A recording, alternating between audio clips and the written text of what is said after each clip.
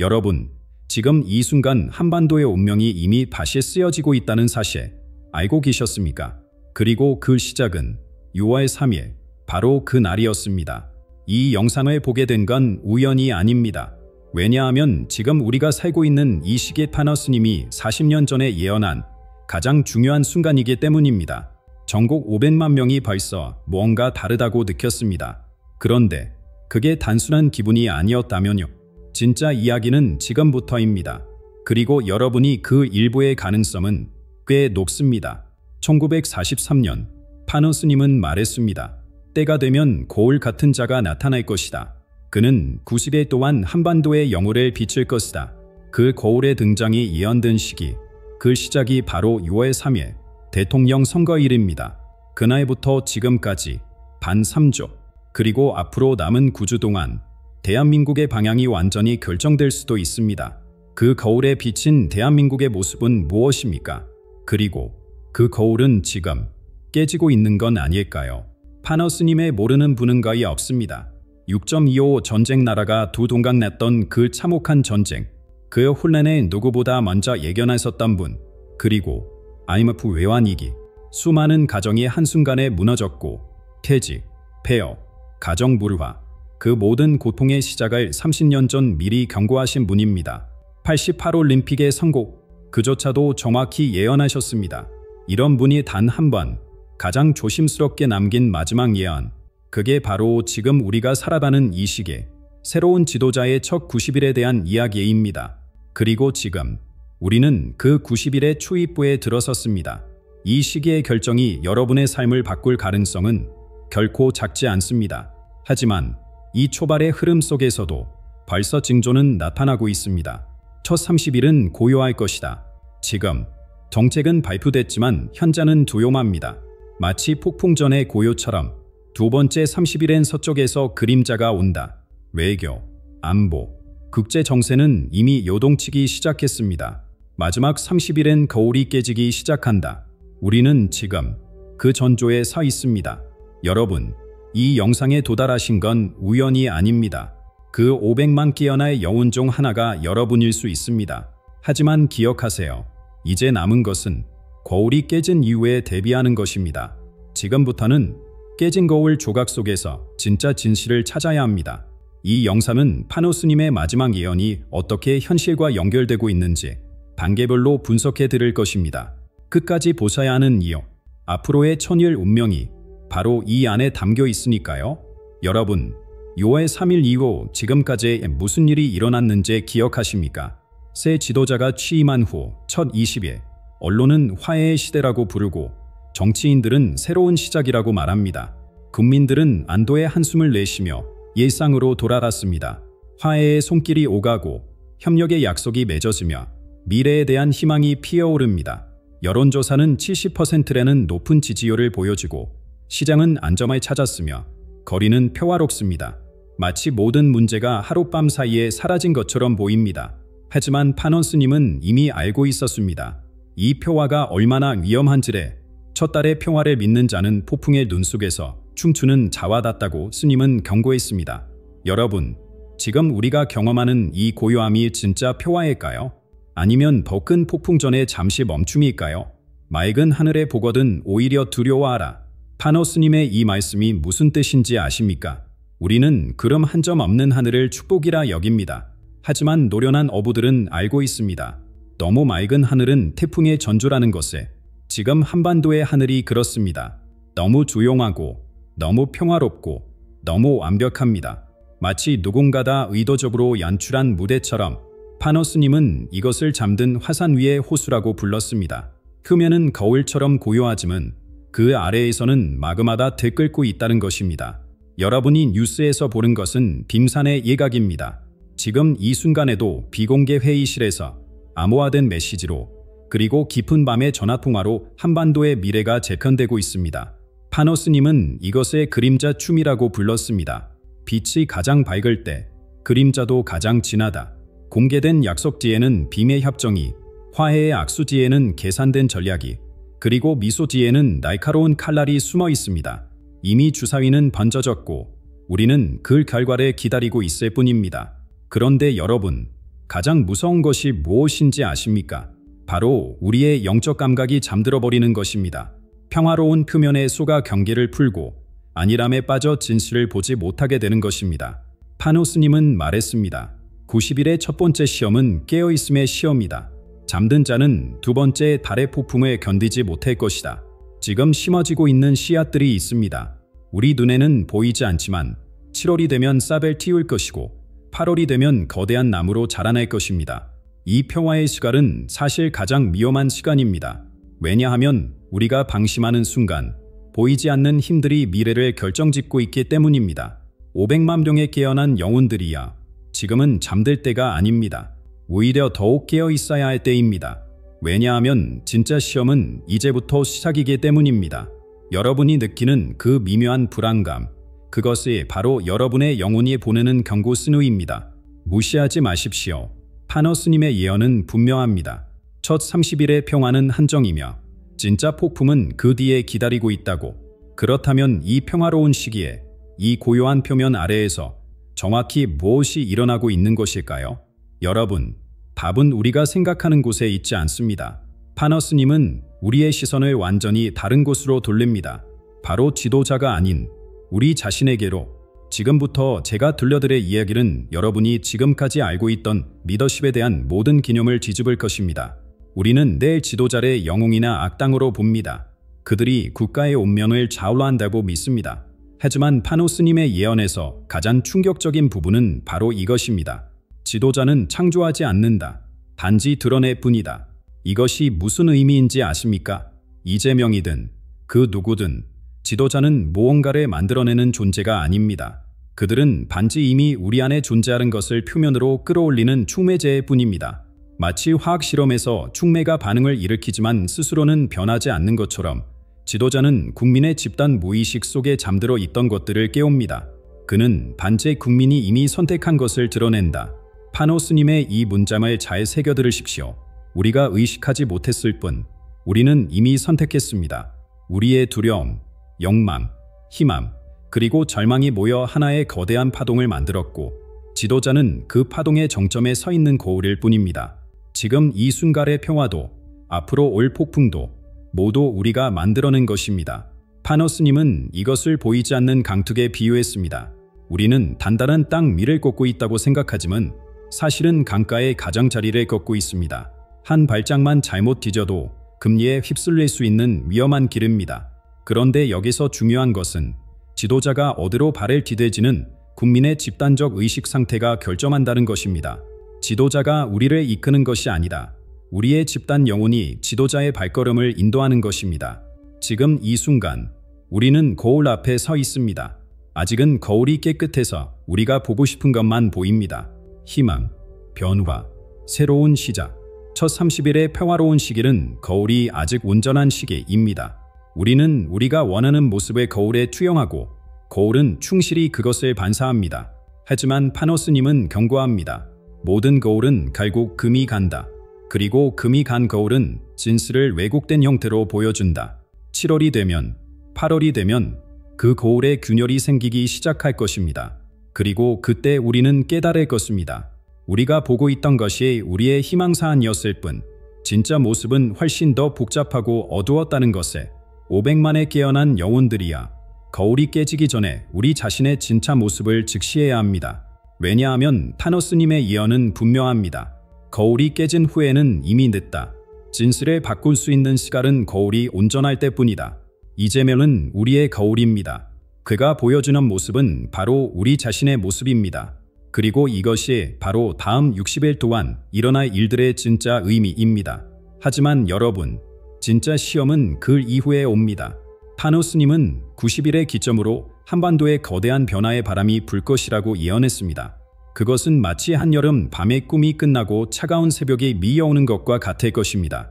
7월 말, 8월 초가 되면 여러분은 느끼실 것입니다. 공기가 달라졌다는 것에 그동안 우리를 하나로 묶어주던 보이지 않는 끈이 느슨해지기 시작합니다. 사람들의 표정에서 미소가 사라지고 대화에는 긴장이 흐릅니다. 뉴스를 볼 때마다 가슴 한구석이 답답해지는 그런 시기가 옵니다. 타노스님은 이것을 빛의 순환이 끝나는 때라고 불렀습니다. 마치 전구의 필라멘트가 끊어지기 직전 가장 밝게 빛나다가 갑자기 꺼지는 것처럼. 그리고 바로 그때 서쪽에서 온 방문자가 나타납니다. 여러분, 이것은 실제 사람이나 국가를 말하는 것이 아닙니다. 타노스님이 본 것은 그림자에 쌓인 존재, 즉 우리의 영적 시험을 상징하는 어떤 사건이나 상황입니다. 그것은 국제적인 압력일 수도 있고 경제적 위기일 수도 있으며 또는 전혀 예상치 못한 형태로 나타날 수도 있습니다. 중요한 것은 이 방문자가 지도자와 국민 사이의 거리를 벌려놓는다는 것입니다. 거울과 거울을 보는 사람 사이에 안개가 끼기 시작하는 것입니다. 이 시기가 되면 이상한 일들이 일어나기 시작합니다. 지도자의 이미지가 흔들리기 시작하는데 그것은 그가 실수를 해서가 아닙니다. 파노스님은 말했습니다. 거울은 비추는 것들의 무게를 견뎌야 한다. 500만 명의 희망, 두려움, 분노, 절망이 모두 한 사람에게 투영되면 그 무게는 상상을 초월합니다. 어둠 속에 속삭임이 시작되고 숨겨진 이야기들이 하나둘 새어나옵니다. 진실과 거짓이 뒤섞여 소용돌이를 만들고 사람들은 무엇을 믿어야 할지 혼란스러워합니다. 수호자가 자신이 온 땅을 잊을 때 그를 떠받치는 바리가 흔들리기 시작한다. 파너스님의 이 예언이 현실이 되는 순간입니다. 여기서 다리는 바로 집단적 신뢰를 의미합니다. 6월의 70% 지지율은 신기루였을까요? 8월이 되면 그 다리에 균열이 생기기 시작합니다. 처음에는 작은 금이지만 시간이 지날수록 그 틈은 벌어집니다. 그리고 한번 무너지기 시작한 신뢰는 쉽게 회복되지 않습니다. 여러분, 우리는 지금 그 92대 절반을 지나고 있습니다. 아직은 평화롭지만 타노스님의 예언은 명확합니다.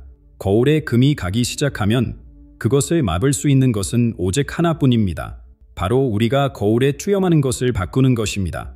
두려움 대신 용기를, 분열 대신 화합을, 의심 대신 믿음을 선택하는 것입니다. 왜냐하면 다음에 올 시험은 지도자만의 시험이 아니다. 우리 모두의 시험이기 때문입니다. 여러분, 타노스님의 예언에서 가장 놀라운 반전이 바로 여기에 있습니다. 우리는 계속 지도자를 바라보며 그의 성공과 실패를 노라지만 진짜 시험대에 오른 것은 우리 자신입니다. 8월 중순이 되면 지도자의 역할이 완전히 바뀝니다. 더 이상 거울이 아닙니다. 이제 그는 채가 됩니다. 밀가루를 채에 걸으면 고운 가루와 거친 찌꺼기가 분리되듯이 이 시기의 지도자는 우리 사회의 진짜 모습을 걸러내는 도구가 됩니다. 빛과 어둠이, 진실과 거짓이, 용기와 비겁함이 선명하게 드러납니다.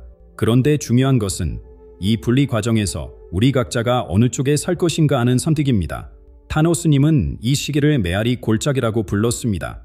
우리가 외치는 질문들이 메아리가 되어 돌아오지만 답은 없습니다. 왜 이런 일이 일어나는가? 누가 책임져야 하는가? 어디로 가야 하는가? 이런 절박한 물음들이 공허하게 울려 퍼질 뿐입니다.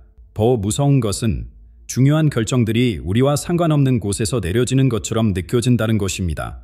마치 우리가 우리 운명의 주인이 아닌 것처럼 무력감이 온 나라를 덮습니다. 하지만 여러분, 바로 이것이 함정입니다. 파너스님은 분명히 말했습니다. 시험은 보는 자에게 있지, 보임은 자에게 있지 않다.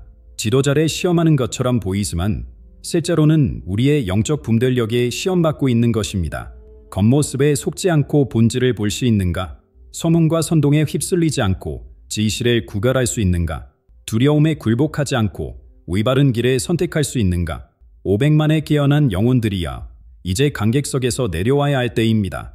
우리는 더 이상 구경꾼이 아닙니다. 우리가 바로 이 드라마의 주인공입니다. 깨진 거울 앞에서 우리가 어떻게 반응하느냐가 다음 장면을 결정합니다. 절망에 빠져 서로를 탓할 것인가? 아니면 깨진 조각들을 모아 새로운 빛을 만들어낼 것인가? 타노스님의 예언은 여기서 중대한 전환점을 맞습니다. 메아리가 멈추는 순간 진짜 목소리가 들린다. 그 목소리는 정치인의 것도 언론의 것도 아닙니다. 바로 우리 내면의 목소리, 집단 영혼의 목소리입니다. 그리고 그 목소리가 말하는 것은 단 하나입니다. 운명은 주어지는 것이 아니라 만드는 것이다. 여러분은 준비되셨습니까? 8월의 메아리 골짜기를 지나 9월의 새로운 길로 나아갈 준비가 되셨습니까? 바로 이 지점에서 파노스님은 예언의 가장 핵심적인 진실을 드러냅니다. 우리가 지금까지 착각하고 있던 모든 것을 뒤집는 한 문장. 운명은 칼이 아니다. 칼을 쥔 손이다. 여러분, 이 말의 무게를 느끼십니까? 우리는 내 지도자를 칼로 봅니다. 날카롭고 강력한 무기로 그 칼이 우리를 지킬 수도 해칠 수도 있다고 믿습니다. 하지만 파너 스님이 본 진실은 다릅니다. 지도자는 그저 도구일 뿐입니다. 진짜 힘은 그 도구를 쥔 손, 바로 우리에게 있습니다. 이재명도 그 누구도 스스로 움직이는 칼이 아닙니다. 우리의 집단 의지가 그들을 움직입니다. 9월이 되면 이 진술이 뼈아프게 다가올 것입니다. 파너 스님은 경고했습니다. 잠든 국민 앞에서는 진실조차 독이 된다. 우리가 무관심과 두려움에 빠져 있을 때 가장 좋은 의도도 최악의 결과를 낳을 수 있습니다. 약이 되어야 할 정책이 독이 되고 희망이 되어야 할 가나다 절망이 됩니다. 왜일까요? 우리가 잠들어 있기 때문입니다. 우리의 영적 에너지가 어둠 속에 갇혀 있기 때문입니다. 하지만 여러분, 더 깊은 비밀이 있습니다. 국가의 운명은 초화대에서 결정되는 것이 아닙니다. 국회의 사랑의 표결로 정해지는 것도 아닙니다. 파너 스님은 집단 진동이라는 놀라운 개념을 말했습니다. 500만 명이 함께 만들어내는 에너지의 파동, 그것이 진짜 힘입니다. 우리가 두려움으로 진도하면 어둠이 깊어지고 희망으로 진도하면 새벽이 밝아옵니다. 서류에 찍힌 보장보다 강한 것이 바로 이 보이지 않는 에너지입니다.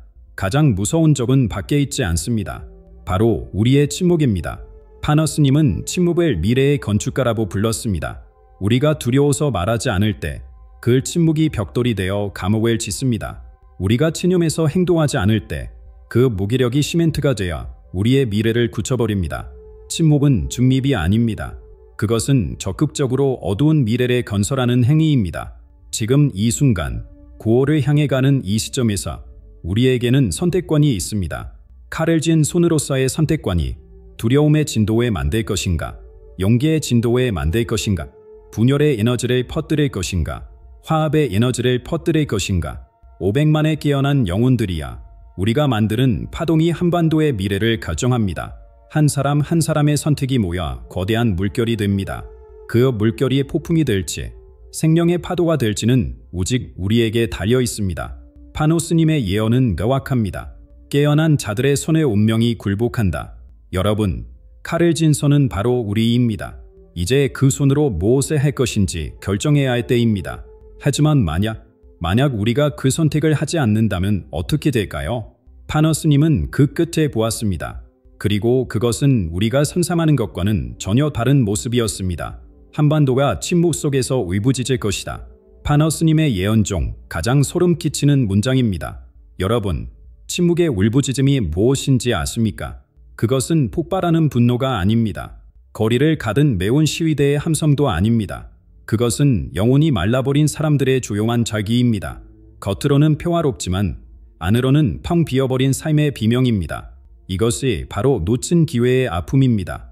우리에게 주어진 90일, 그리고 그 이후의 시간대, 그 모든 순간이 깨어날 기회였는데 우리가 잠든 채로 지나가 버렸을 때의 상실감, 진실에 말할 수 있었는데 침묵했던 후회, 하나가 될 수 있었는데 흩어져 버린 안타까움, 이 모든 것을 뒤섞여 만들어내는 것이 바로 침묵의 울부짖음입니다.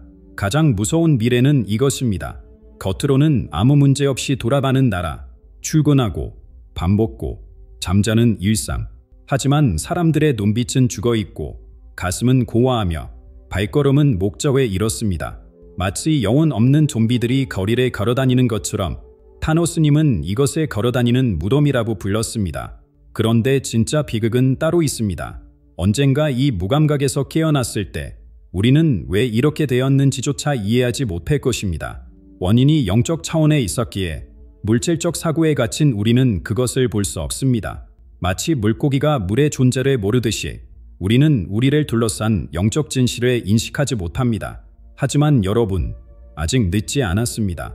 파너 스님의 예언은 저주가 아닌 경고입니다. 운명의 선고가 아닌 선택의 초대장입니다. 지금 이 순간 우리에게는 여전히 길이 열려 있습니다. 침묵의 울부짖음은 피할 수 있습니다. 하지만 그것은 오직 깨어난 자들의 선택에 달려 있습니다. 운명은 가장 깨어있는 자들에게 무릎 꿇는다. 파너 스님의 이 말을 기억하십시오. 힘은 권력자에게 있지 않습니다. 본 많은 사람에게 있지도 않습니다. 진짜 힘은 영적으로 깨어있는 사람들, 자신의 역할을 아는 사람들에게 있습니다. 그리고 지금 이 영상을 보는 여러분이 바로 그 사람들입니다. 첫걸음은 간단합니다. 올바른 질문을 시작하는 것입니다. 내가 진짜로 보고 있는 것은 무엇인가? 무엇이 나를 잠들게 하는가? 어떻게 깨어 있을 수 있는가? 답을 찾는 것보다 중요한 것은 질문을 시작하는 것입니다. 왜냐하면 질문하는 순간 이미 깨어나기 시작했기 때문입니다. 500만의 영혼들이여, 이제 선택의 시간입니다. 혼자가 아닙니다. 우리는 함께입니다.